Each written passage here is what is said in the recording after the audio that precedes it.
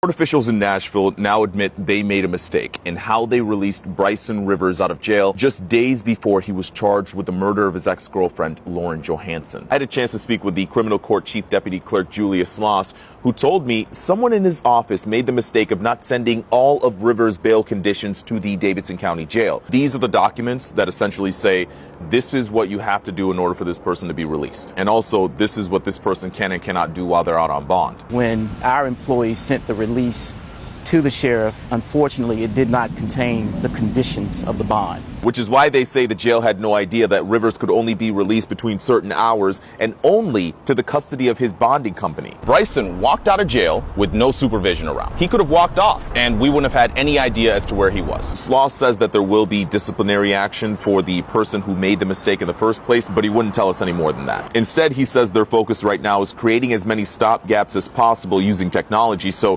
clerks can't skip any steps. So follow me here for a second. Rivers was taken by Brooks Bonding Company to Freedom Monitoring Company. Now, Freedom Monitoring wrote a letter to the court saying they only got these bail conditions 4 days after they had already installed the GPS device on Rivers. So when Rivers told them that he was going back to Mississippi, they had no reason to challenge him on this, because at that point they say they had no idea that he was supposed to stay in Tennessee. Now, even though these groups say they never got these documents from the jail because of this mix-up, we know that they were aware of these conditions almost a month earlier. What we know is that the courts, the judge, the suspect, and the bonding company all signed this order detailing the bond conditions for what Rivers can and cannot do before and after his release. And you notice there, it says that he is to have no contact with the victim, and he's also to stay in Davidson County. So the question, of course, is why was he allowed to leave?